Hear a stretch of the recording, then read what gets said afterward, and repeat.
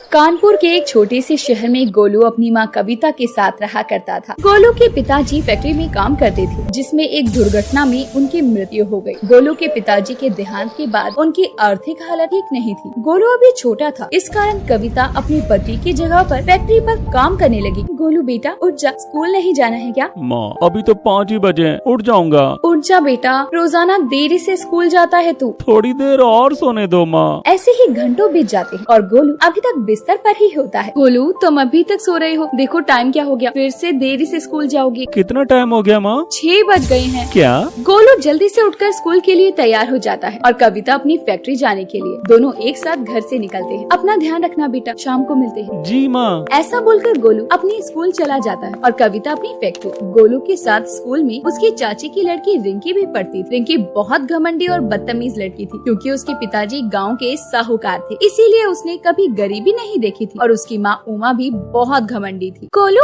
हट जा, ये मेरी जगह है। इस जगह पर रिंकी तेरा नाम नहीं लिखा है, जा दूसरी जगह बैठ। गोलू हट जा, देख वरना मैं तेरा बैग उठाकर फेंक दूंगी। अगर तुमने ऐसा किया तो मैं चाचा जी से तुम्हारी शिकायत कर दूंगा। रिंकी गोलू का बैग उठाकर फेंक देती है और गोलू को निराश होकर उस जगह से हटना पड़ता है। ये बात पर वो किसी से नहीं कह सकता था, क्योंकि उसके चाचा विशाल और चाची उमा उनकी किसी भी प्रकार से कोई मदद नहीं करते थे। रिंकी गोलू का बहुत मजाक बनाती और स्कूल में सभी बच्चे गोलू पर हंसते। चुप हो जा रिंकी, वरना अच्छा नहीं होगा। क्या करेगा गोलू? मेरे पापा से मेरी शिकायत करेगा? हाँ, मैं चाचा जी से कह दूंगा। तेरे जैसे गरीबों को तो मेरे पापा मुंह भी नहीं लगाते, तेरी बात तो तब मानेंगे ना। स्कूल में लड़ने के बाद गोलू रिंकी अपने अपने घर जाते हैं। गोलू अपनी माँ को स्कूल की सारी बातें बताता है। माँ तुम आ गई? हाँ बेटा, आज बहुत थक गई हूँ। आज आप देर से भी आई हो माँ? अरे आज काम ज्यादा था बेटा, तो थोड़ी देरी हो गई। तुम अपना बताओ, आज तुम्हारा स्कूल का दिन कैसा गया? माँ आज भी रिंकी ने मेरे साथ बदतमीजी की, उसने मेरा बैग उठाकर फेंक दिया था। अच्छा कोई बात नहीं गोलू, माफ कर दे, तेरी बहन है। ये क्या कह रही हो माँ? मेरी कोई ऐसी बहन नहीं है। इसे तमीज ही ना हो कि अपने भाई के साथ कैसा व्यवहार करना चाहिए। ऐसा नहीं बोलते बेटा, चाचा की लड़की भी तो बहन ही होती है। माँ रिंकी बहुत घमंडी है, उसे अपने पैसों का बहुत घमंड है। वो जैसे भी हो तुम्हारी बहन है गोलू, ये बात याद रखना। ठीक है माँ। रिंकी अपने घर जाकर अपनी माँ को सब बताती है। मम्मी मैं आ गई। आप कहाँ हो? मैं किचन में हूँ बेटा, तुम बैठो मैं वहीं आती हूँ। मम्मी जल्दी आओ, मुझे आपको कुछ बताना है। हाँ बताओ। मैं आ गई। मम्मी आज फिर स्कूल में उस गरीब गोलू की मैंने बहुत खिंचाई की और उसका मजाक बनाया, सभी बच्चे हंस रहे थे उस पर। अच्छा वो तो है ही इस लायक। हाँ मम्मी, उस गोलू की हिम्मत तो देखो, हमारे साथ हमारे स्कूल में पढ़ेगा, मैं उसे स्कूल से ही निकलवा दूंगी। तभी वहाँ विशाल आ जाता है और रिंकी उमा की बातें सुन लेता है। रिंकी मैं देख रहा हूँ तुम दिन पर दिन बहुत बदतमीज होती जा रही हो, ये सब तो नहीं सिखा रहे हम। पापा आप तो जानते हैं ना, वो गरीब गोलू मुझे बिल्कुल अच्छा नहीं लगता। बेटा वो गरीब भले ही है, पर वो तुम्हारा भाई है। पापा मैं उस गरीब को अपना भाई नहीं मान सकती। ऐसा कहकर रिंकी वहाँ से चली जाती है और ऐसे ही दिन गुजरते हैं। गोलू और रिंकी की रोजाना स्कूल में लड़ाई होती। रिंकी गोलू की हर छोटी छोटी बात पर चिढ़ती। फिर एक दिन रिंकी के पिता विशाल एक नई बड़ी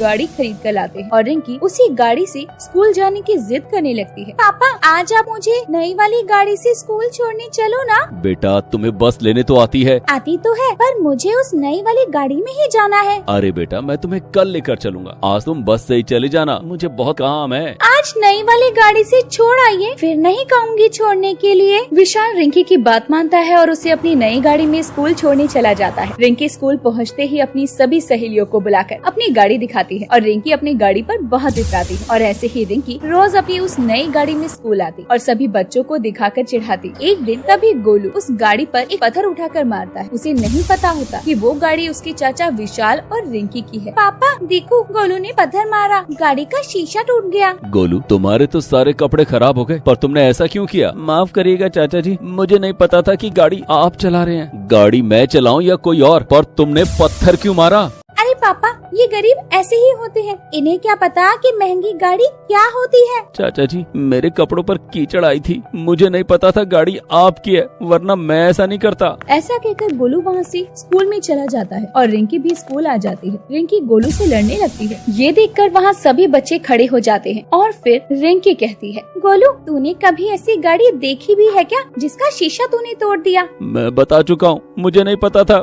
गाड़ी तुम्हारी है। तुम इतनी गरीब हो ना कि पूरी जिंदगी तुम और तुम्हारी माँ काम करेगी ना तो भी ऐसी गाड़ी नहीं ला पाओगे। ये सुनकर गोलू को बहुत गुस्सा आता है और वो पलटकर रिंकी को जवाब देता है। रिंकी, मैं गरीब जरूर हूँ, पर एक दिन मैं तेरे से अच्छी गाड़ी लेकर आऊंगा। ये कहकर गोलू चला जाता है। घर आकर कविता को सारी बात बताता है। कविता उसे समझा देती है। ऐसे ही समय बीतता है। कई सालों बाद जब गोलू बड़ा हो जाता है और उसकी पढ़ाई पूरी होने लगती है, तो साथ ही साथ उसकी नौकरी लग जाती है और वो रिंकी से कही हुई बातों को नहीं भूलता। माँ, आज मेरी नौकरी लग गई। भगवान ने तुम्हारा साथ दिया है बेटा। अब दिल लगाकर मेहनत करना, जैसे तुमने दिल लगाकर पढ़ाई की। ये तुम्हारी मेहनत का ही फल है। हाँ माँ, अब मैं बहुत मेहनत करूँगा। उस रिंकी को गाड़ी लेकर भी तो दिखानी है। बेटा, तुम वो बात अभी तक नहीं भूले हो। मैं कैसे भूल सकता हूँ। अब गोलू बहुत मेहनत करने लगता है। एक दिन वो एक आलीशान गाड़ी लेकर अपने घर के आगे खड़ा होकर हॉर्न बजाता है। उसकी माँ निकलकर बाहर आती है। इतनी बड़ी गाड़ी, ये गाड़ी किसकी है बेटा? ये अपनी गाड़ी है माँ, आओ उसमें बैठो। मैं इस आलीशान गाड़ी में बैठूं? हाँ माँ, आप ही बैठो। गोलू कविता को गाड़ी में बैठाकर पूरे इलाके में घुमाता है। तभी उसे रिंकी मिल जाती है और गोलू की गाड़ी को देखकर रिंकी देखती रह जाती है। रिंकी, कैसी लगी गाड़ी? किसकी गाड़ी लेकर घूम रहे हो? तुम्हारी तो इतनी औकात नहीं है कि इतनी महंगी गाड़ी तुम्हारी हो। रिंकी, ये गाड़ी हमारी है। मुझे नहीं पता था कि तुम इतनी बदतमीज हो। तुम्हें तुम्हारे माँ बाप से यही सीख मिली है क्या? कविता की बातें सुनकर रिंकी को रोना आ जाता है और वो कविता और गोलू से माफी मांगती है। ताई जी, मुझे माफ कर दीजिए। मैंने आज तक जो भी गलती की है, और गोलू भैया आप भी मुझे माफ कर दीजिए। आपसे मैं अपने बड़ों की इज्जत करूंगी। मुझे भी माफ कर दो रिंकी, मैंने भी तुम्हारे साथ बहुत गलत किया है। वो दोनों एक दूसरे से माफी मांगते हैं और अब उनके बीच सब कुछ ठीक हो जाता है और गोलू की गाड़ी में बैठकर रिंकी कविता घूमने जाते हैं।